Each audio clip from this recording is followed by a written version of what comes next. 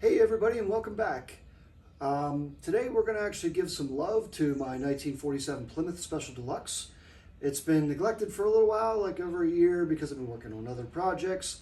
And today Hank and I are going to tackle some holes in the floors. They do not make floorboards and replacement floor panels for this car. One person did make them in the entire world, and he passed on. So you're left to make your own patch panels, which is what I'm doing in here. So I'm going to show you around the car because you haven't seen this car yet. I'm going to show you how it runs, take a look at some of the things I've done already, or Hank and I have done already anyway. And I'm going to show you what I'm going to be doing to the floor here and the patch panels that I've made already. So stick around and take a look at what we're going to do here today. Okay, well here she is. This is a 1947 Plymouth Special Deluxe. I picked this up at a yard sale in the year 2020 BC, and since then I have buffed out the paint.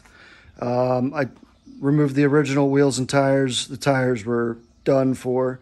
And if you have never bought the old bias ply tires for a car like this, they're super expensive. I adapted these Mustang wheels. These are off of a 2006 Mustang. And since then, I've also changed out all the lighting to LEDs after, of course, I converted the entire car to 12 volt from 6 volt. So you can see I got very bright headlights. And it should not have a problem being seen or seeing things. Under the hood is a nice classic Plymouth 218 straight 6 flathead. This motor, when I first got the car, did not work well.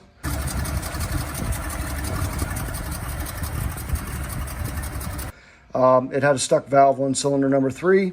I removed the head after we moved into this house, and I was able to free up that valve with some tranny fluid, working it up and down while I was cranking it over, and it runs absolutely perfect now, which I'll show you here in a second.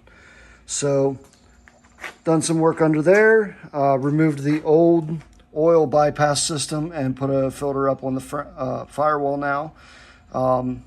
The old bypass system left a lot to be desired. So there are some subtle changes. This car is a driver. It's not going to be a show car, though it will go to shows.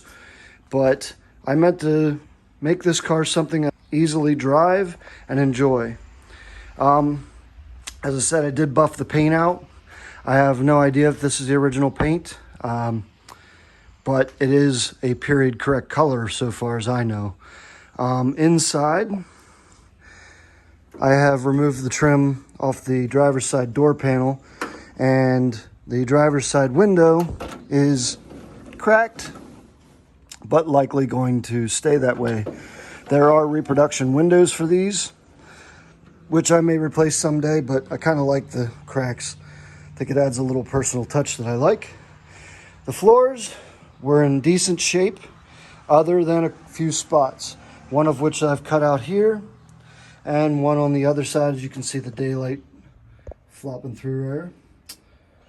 But I've already replaced one panel in the back, and you can see part of my 12 volt conversion wires still there that I have yet to add anything to. I have a radio to put in this, not an original radio, of course, but anyway, the steering wheel added. I'm going to be redoing the entire interior of this car. I do have new carpet, which is why I'm doing the floors now. I'm trying to get the new carpet in here. After I get the new carpet in, then I'm going to do the headliner, which I have a new one of those too. Kind of an interesting system with these bows inside here, you can see. Won't be the easiest job in the world, but hey, we're going to get her done. So the rest of the car, these are the seats that I'm putting in. These are seats out of a 2015 Ford Escape, black leather, 6-way power. They do have airbags in the seats, which will not be live. Those will be disabled. But anyway, going to the rest of the car, you'll see the car is absolutely beautiful. At least it is to me. And they just don't make cars like this anymore. Again, the LED treatment followed to the rear. This is now a third brake light. Very bright so people can actually see me stop, because you can see the taillights, even being LED, leave a bit to be desired as far as brightness. But on to the rest of the car. It's got a little bit of patina, which I love, and even some on the roof. But following inside here, you can see the hole in the floor here that is going to be patched with patch panels that I have cut already. And yeah, I plan to make it a solid driver that I can just hop in and I can take it somewhere if I want to take it and enjoy it. A car like this, any car, should be enjoyed. Supercars, hypercars, classic cars, daily driven cars. To me, they should all have miles put on them and enjoyed. Why save miles for the next person? But anyway, without further ado, I'm going to go ahead and start on these floors.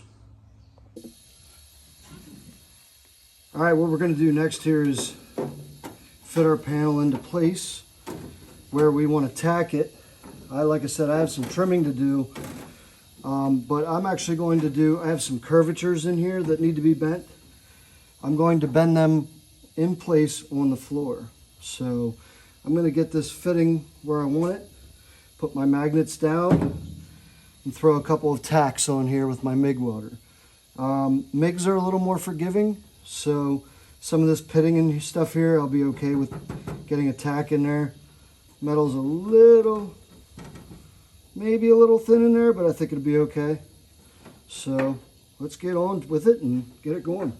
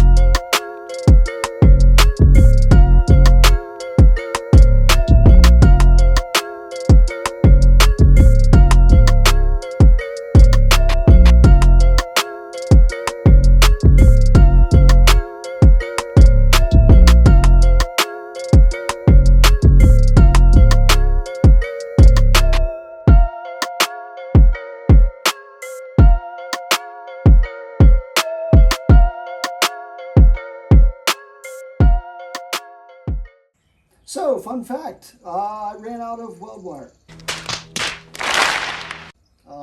So this is part one now, and more episodes will be coming. I still have that passenger side to do, as you saw. So here's what we ended up with today. As you can tell, it's tacked all the way around. The only thing I have to do is the filler tacks in between all of those, because you have to have a solid seam at the end of this, but you cannot do a solid seam all at one shot because you'll burn through your floor. And I'm already having problems with that because some of this floor is thin. But so stay tuned for part two, and we will fill in the rest of these tacks, and we will work on the driver's side of this. You saw where I was able to get to today. We are better off today than yesterday, and that is how we measure success. So Hank is disappointed. He wants to facepalm, but he cannot because he only bends so many ways. But you can see the look of shock in his face. So until next time, stay tuned. Please like and subscribe. And I could use some subscribers, so this is a shameless plug. Please subscribe right down below. Thank you.